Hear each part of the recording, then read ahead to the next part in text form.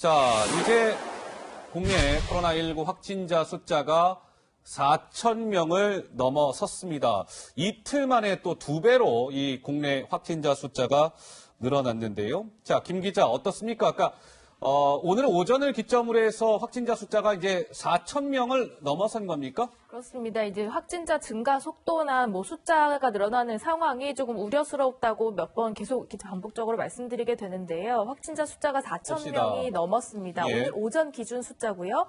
4,212명, 사망자는 26명입니다. 지금 그래프가 이제 꺾은선 그래프로 나와 있는데요. 좀 경사가 가팔라지고 있는 모습이죠. 1,000명이 넘은 26일부터는 하루에 800명에서 1,000명씩 이렇게 확진자 수가 늘어나는 그런 모양새고요. 다시 한번 말씀드리면 확진자 숫자는 오늘 오전 기준으로 4,212명, 사망자는 26명으로 확인되고 있습니다. 그러니까 이제 이틀 만에 지금 이제 2배씩 설 교수님이 확진자가 지금 증가하는 것 같은데, 2월 26일에는 1,261명이었다가 이틀 후인 28일 이제 2,000명대로 이제 들어갔죠. 2,000명대가 넘어서고 2,000명대가 이제 28일이었는데 이제 오늘 오전 기준으로 또 이제 4,000명을 넘어선 겁니다. 그러니까 2,000명대에서 4,000명대니까 또 이제 이틀 만에 2배로 증가한 셈인데 글쎄요, 이 정도면은 증가세가 굉장히 좀 아직은 이제 우려스러운 수준이다 이렇게 봐야 될까요? 어떻습니까? 그렇죠. 아직 이제 오후 집계가 안 나왔으니까 예. 오늘 오전에 늘어난 환자 수가 586명이거든요. 어허. 그러니까 이제 오후까지 집계가 되면은 이것도 이제 더 늘어날 가능성이 있는 것이죠. 예. 그러니까 이제 이게 직선으로 늘어나는 게 아니라 직선으로 늘어나게 되면 좀 완만하게 늘어날 수도 있고 좀 더 가파르게 늘어날 수도 있는데 이거는 기하급수적 또는 이제 익스포넨셜이라 그러는데 좀 더 가파르게 이렇게 곡선 형태로 이제 올라가는 그러니까 상당히 가파르게 올라가는 거를 이제 얘기하는데요. 좀 전 그래프 다시 한번 볼까요? 예, 말씀하시죠. 예, 상당히 가파르게 올라가는 걸 얘기하는데 저기에서 어떻게든지 변화가 있어서 옆으로 횡보를 하거나 아니면은 밑으로 꺾여야 되는데 지금 이제 그런 조짐이 없으니까 이제 당국에서는 예의주시해야 된다. 3월 초가 중요한 고비라고 본다. 또 이제 약간 말이 좀 바뀌어서 3월 둘째 주까지 좀 중요한 고비다 이런 얘기를 하는데 기본적으로는 지금 상승세가 전혀 변화가 없기 때문에 당분간은 기본적으로 좀 오르거나 아니면은 기껏해야 옆으로 약간 횡보하는 정도가 예측이 되지 순식간에 꺾이다든지 이러기는 좀 어려워 보입니다. 기본적으로. 예. 알겠습니다. 이 국내 코로나19 첫 확진자가 1월 20일에 첫 확진자가 나왔는데 벌써 이제 4,212명의 국내 확진자가 나왔습니다. 이 발원지보다 높아진 확진자 비율이라는 그래픽을 보고 계시는데요. 이 한 나라에 얼마나 이 코로나19가 확산한지를 가늠할 수 있는 지표가요, 시청자 여러분. 인구 100만 명당 확진자 수입니다. 왜냐하면 각국마다 인구수가 다 다르잖아요. 그 인구수를 가지고 확진자를 매기면 이게 정확한 통계가 아닐 수 있잖아요. 그래서 인구 100만 명당의 확진자 수를 보면 그 국가에서 코로나19 확진자 수가 어느 정도 되는지를 우리가 가늠할 수 있다는 얘기입니다. 그 통계를 보고 계시는데요. 어젯밤 11시 기준으로 우리 한국이 100만 명당 확진자 숫자가 지금 72.2명입니다. 그리고 발원지인 중국은 100만 명당 55.6명이에요. 그러니까 우리 대한민국이 중국보다 평균 16.6명 이 확진자 수가 많다고 봐야 되는데 설 교수님, 이 통계가 주는 또 뭐랄까요? 시사점, 의미 어떤 게 있을까요? 예, 우선 기본적으로 우리가 이제 확진 환자 수가 많다는 거고요. 또 우리는 중국에 비해서 상당히 아마 이제 밀접되어 있고 또 특히 특정 지역에서 물론 중국도 이제 후베이성이나 우한에서 그런 일이 있었습니다만 우리도 이제 특정 지역에서 굉장히 폭발적으로 늘어나면서 그쪽이 좀 제어가 안 돼서 이렇게 많이 늘어난 게 아닌가 이렇게 생각이 됩니다. 예, 조부장. 예. 무엇보다도 우리가 중국보다 1인당 국민소득이 3배가량 됩니다. 그리고 보건이라든지 위생 인프라 수준이 굉장히 높다고 우리가 지금 평가를 해왔는데 중국에 비해서 100만 명당 평균 확진자 수가 이렇게 중국보다 높다라는 것 어떻게 보면 우리의 전염병 대응이 참 잘못됐다. 이렇게 정리를 할 수가 있어서 참 안타깝습니다. 예. 자, 오늘 이 코로나19 확진자가 이제 4,000명을 넘어서게 되자 홍남기 경제부총리가 국민들 앞에 이야기하면서 좀 눈물을 보였다고 하는데요. 어떤 상황이었는지 영상이 준비되어 있습니다. 잠깐 만나보시죠. 방역 없이는 경제도 없습니다. 즉 가장 좋은 코로나19 사태 피해 극복 및 경기 개선 대책은 바로 이 코로나 사태를 하루라도 빨리 종식시키는 것입니다. 일단 굳게 버텨야 다시 일어날 수가 있습니다. 확진 환자도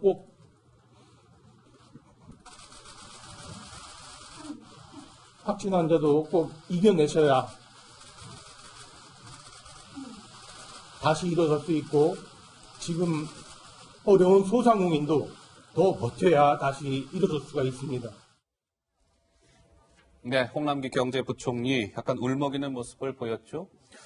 그런데 이제 약간 좀 우려가 되는 좀 뉴스가 하나 전해졌습니다. 어떤 거냐면 김 기자, 지난주에 그 입국한 중국인 유학생이 코로나 양성 판정을 받았다면서요? 그렇습니다. 사실상 지난달 28일에 이제 다시 들어온 중국인 유학생 얘기인데요. 유학생 A씨가 강릉 가톨릭 관동대 재학 중인 학생입니다. 그런데 지난달 28일 오후 2시에 인천국제공항으로 입국했어요. 그랬다가 이제 어제 새벽에 확진 판정을 받은 사례인데 사실 중국인들에 대해서는 정부에서 특별 입국 절차라고 해서 이제 뭐 발열 등등을 체크하는데 입국 당시엔 무증상이었기 때문에 이 특별 입국 절차를 통과했다고 합니다.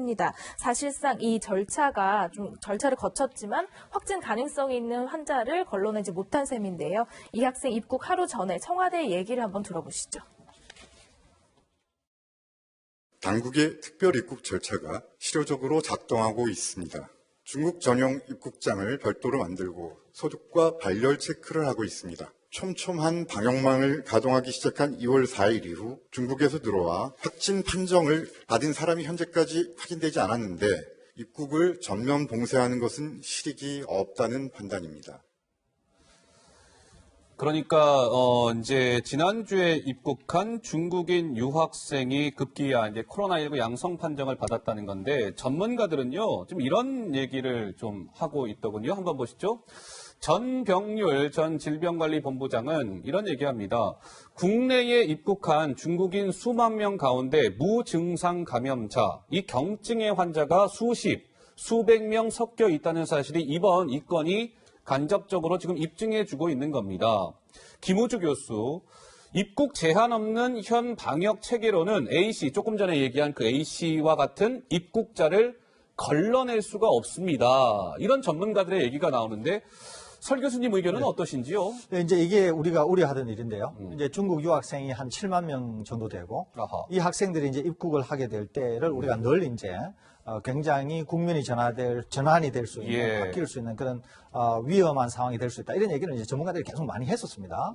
그런데 지금 이제 입국을 하면서 별도 통로가 있음에도 불구하고 잠복기에 있다거나 또는 이제 정상을 드러내지, 감염은 됐음에도 불구하고 정상을 드러내지 않아서 입국을 한 다음에 이제 증상이 나타난 거지 않습니까? 그렇게 되면은 이제 입국을 하고 나서 전파를 시킬 수가 있는데 또 하나는 계속 이제 교육당국과 대학이 그러면은 이런 학생이 입국을 했을 때 14일 동안 격리 조치를 하겠다.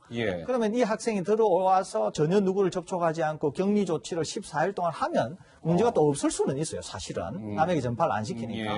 그런데 이제 현실적으로 이 학생, 중국에서 들어오는 이 모든 학생들을 학교 당국이나 교육 당국이 지금 다 수용해서 14일 동안 격리 조치를 하기가 어렵다는 거 아닙니까, 지금? 그러니까 지금 이제 이와 같은 유학생이 한 예가 되면서 향후에 들어오는 모든 중국인들이 혹시라도 이런 케이스가 있으면은 지역사회 감염의 우려가 있다고 하는 점에서 우리가 예전에 이제 우려했던 것이 점점 현실화되고 있다. 그렇게 보겠습니다. 알겠습니다. 그래서 아까 조금 전에 교육부가 발표를 했어요. 이제 대학교 같은 경우에 이 코로나가 어느 정도 안정될 때까지 재택 수업을 진행하겠다라는 교육부 발표가 조금 전에 나왔습니다만 그럼에도 불구하고 김 교수님 이런 것 같습니다. 지난달 10일 이후에 입국한 중국인 유학생이 한 1만 명, 한 10,000명 정도 된답니다. 그러면 조금 전과 같은 이 A씨 같은 사례가 없으면 좋겠지만 그 없을 가능성을 우리가 100% 배제할 수 없다면 중국인들에 대한 입국 금지에 대한 이 의견, 이 주장은 조금 더 높아질 것 같은데요. 김 교수님은 어떻게 보세요?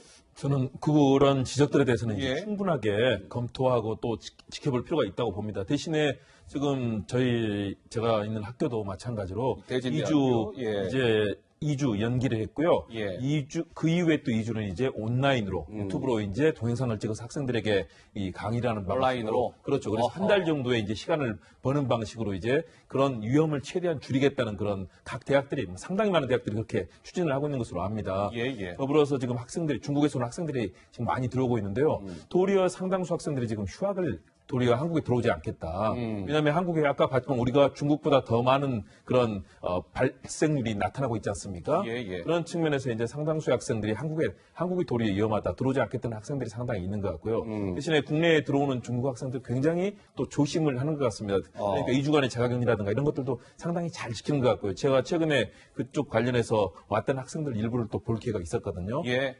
서로 간에 굉장히 조심하고 주의하고 있다. 그러나 방금 얘기해 주신 것처럼, 설 교수님 지적해 주신 것처럼 그런 만에 하나의 가능성이 있기 때문에 그런 감염 경로를 우리가 파악할 수 있다면 최대한 정말 방역당국에서 그 노력을 해야 될 거고요. 예. 그런데 제가 판단하기로는 지금 시점, 그동안의 감염 경로라든가 또는 지금 한 학생이 나왔거든요. 만여 명이 귀국한 가운데 한 학생인데 이런 것들이 전조가 될 수는 있는데 예. 전체로 일반화시키기는 아직은 좀 그런 것 부족할 수 있기 때문에 그런 상황을 좀 저는 면밀하게 지켜보고 또 관찰하면서 방역당국이 아주 신중하고 또 현명한 결정을 내려야 된다. 예. 왜냐하면 학생들 같은 경우는 굉장히 활발하지만 또 전파 속도도 굉장히 빠를 수 있지 않습니까? 예. 그런 점을 방역당국이 정말 잘 고려해야 될 것 같습니다. 예. 조 부장? 예. 네, 우선 하나씩 좀 짚어보겠습니다. 지난주 금요일, 그러니까 2월 28일이죠. 지난주 금요일에 청와대에서는 계속 중국인 입국 제한은 지금으로서는 실익이 없다. 이렇게 이야기를 했습니다. 강 대변인. 지난주 예. 금요일이에요. 예. 그러면서 이 가장 주요한 감염원이 중국인이 아니라 중국을 다녀온 우리 국민이기 때문에 그렇다라는 이야기도 정부에서는 일관성 있게 지금 하고 있습니다. 그런데 중국인 유학생이 입국을 해서 보니까 확진 판정을 받았어요. 그러니까요. 이게 날짜가 2월 28일 날 청와대에서 다시 한 번 더 지금 현재로서는 입국 제한에서 실익이 없다라고 한 바로 다음 날에 확진 판정을 받았다는 거예요. 예. 그렇다면 과연 이런 유학생이 이 학생 하나면 정말 다행이지만 다행이죠. 과연 우리가 알 수 있을까? 예. 이 문제입니다. 이 유학생 같은 경우는요. 강원도라는 지방자치단체가 선제적으로 전수검사를 한 결과거든요. 예. 그렇다면 다른 자치단체에서는 과연 이러한 전수검사를 했을까? 이렇게 비춰보면 우리가 이런 이야기를 가지고 지금이라도 해야 된다. 이것을 공포를 조장한다. 이렇게만 비판할 수 있겠느냐. 이런 굉장히 좀 안타까움이 있는 겁니다. 그리고 또 한 가지는 예. 지난주 금요일에도 대통령은 초기라면 몰라도 지금의 입국 금지는 지금은 실효성이 없다. 늦었다는 취지. 이렇게 이야기를 했는데 예. 이거를 거꾸로 뒤집어 보면요. 초기라면 실효성이 있었다. 이런 이야기로 또 비춰질 수가 있는 겁니다. 그렇기 때문에 지금 이 문제는 자치단체의 자체적인 전수 검사에 맡기지 말고 예. 지금이라도 중앙정부 차원에서 한 번 더 걸을 수 있는 방안을 빨리 찾아야 됩니다. 자, 지금 국내 코로나19 확진자가 4,212명이라고 말씀을 드렸는데 그 가운데 3,081명이 대구에서 이 확진자가 나왔습니다. 자, 김 기자. 이 대구에서는요, 코로나19 확진을 받고도 지금 병원에 가지 못하는 사람들이 굉장히 많다고요? 그렇습니다. 병원에 채 가지도 못한 채 자가격리 중에 사망하는 사례도 조금 확인되고 있는데요. 고령 여성 확진자 또한 이렇게 이제 14번째로 사망한 고령 여성 확진자의 가족이 진단 검사만 조금 빨랐으면 어떨까 하는 안타까운 목소리도 낸 적이 있습니다. 오늘 오전 인터뷰 목소리 한번 들어보시죠. 그 분께서 열이 안 나면 코로나가 아니라고 하시더라고요. 그분 말을 저스까지 믿고 26일은 그냥 있었던 거예요. 거기에 그런 상황에 해당이 안 된다고 하니까 대기자가 너무 많아서 지금 할 수가 없다 할 수도 없고 해열제를 드시라고 하더라고요. 집에 가서. 차라리 신천지라고 얘기를 했거나 아니면 중국 방문자라고 얘기를 했었으면 제가 얼굴은 볼 기회는 있잖아요. 네, 병실에서 치료를 받지 못한 채 이제 병이 악화돼서 사망하는 그런 사례들이 발생돼서 우려를 낳고 있는 가운데 예. 오늘 오전 기준으로 대구시의 확진자가 총 3,081명입니다. 그런데 그러니까요.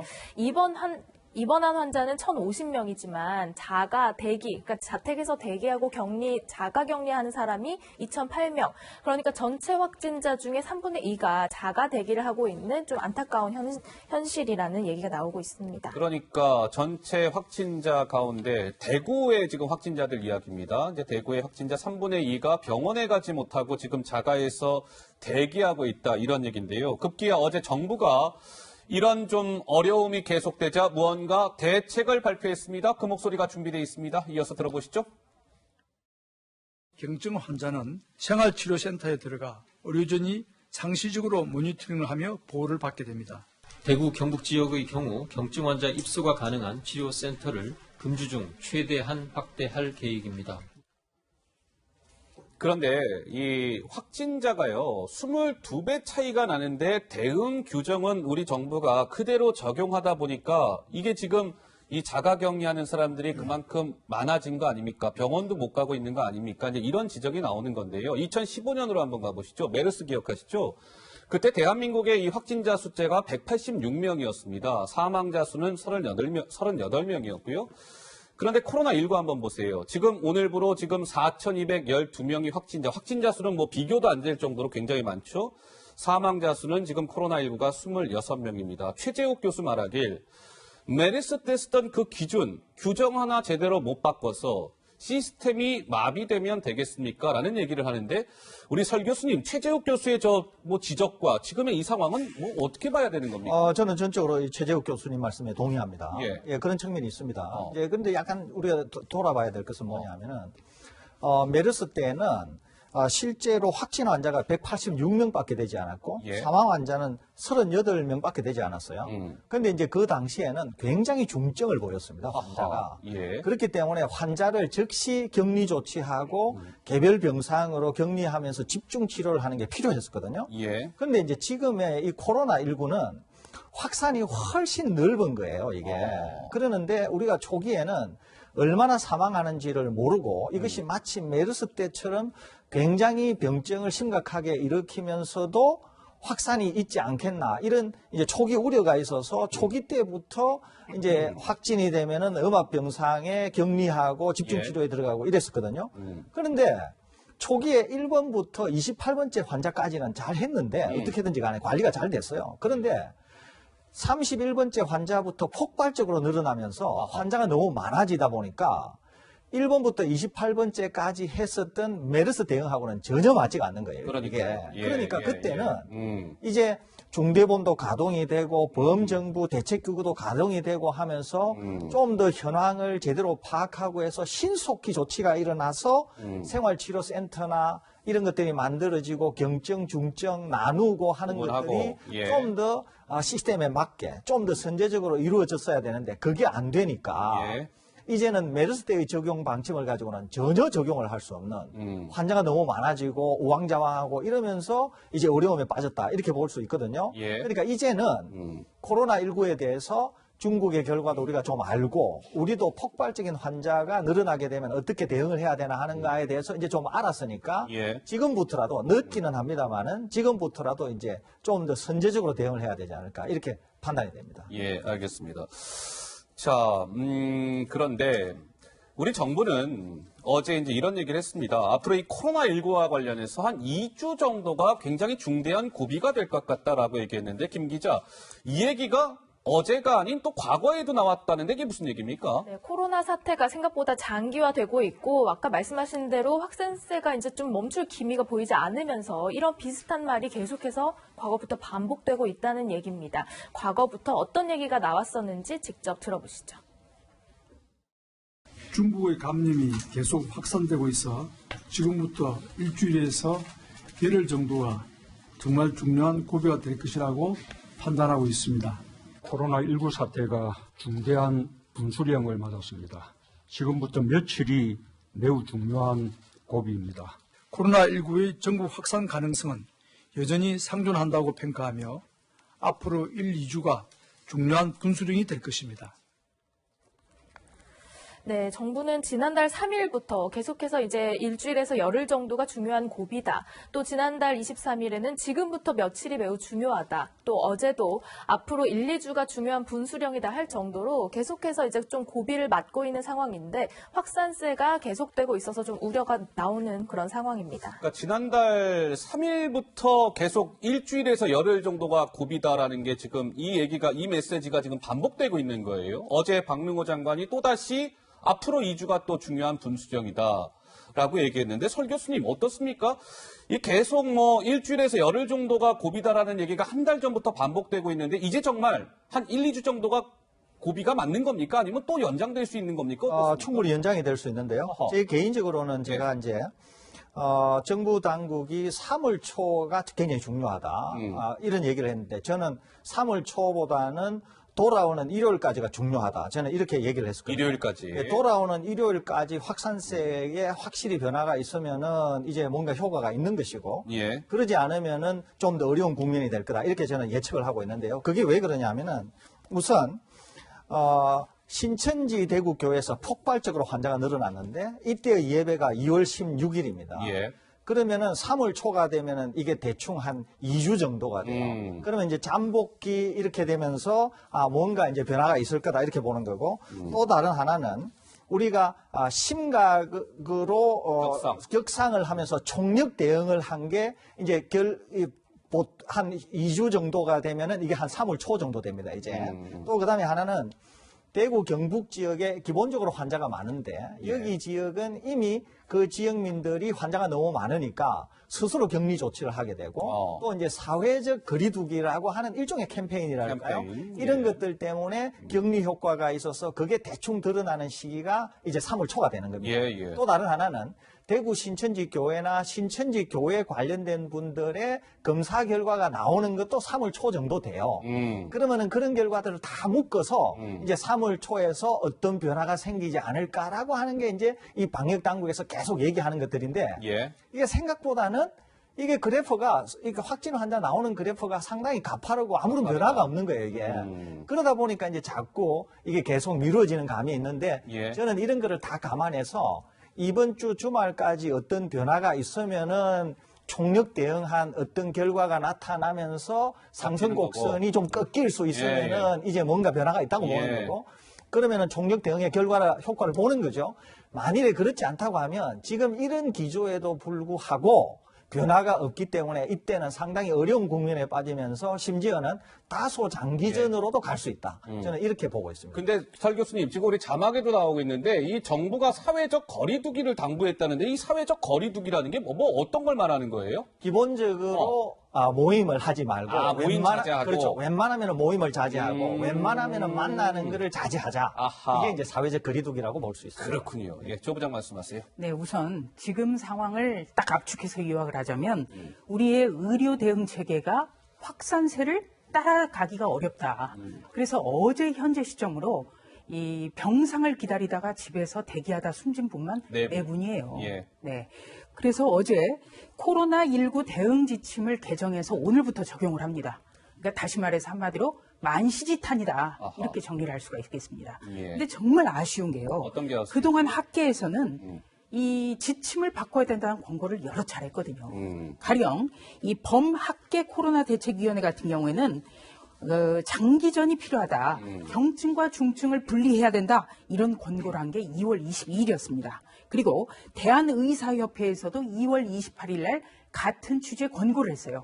그런데 우리가 정부가 이것을 권고를 듣기만 한 겁니다. 그러니까 정부의 할 일 같은 경우에는 전문가들의 의견을 듣고 집행을 빠르게 해야 되거든요. 그런데 듣고 나서 집행하는 데까지 지금 시간이 많이 걸렸습니다. 네, 지금이라도 잘 듣고 빨리 집행하는 지혜를 배워야겠습니다. 알겠습니다.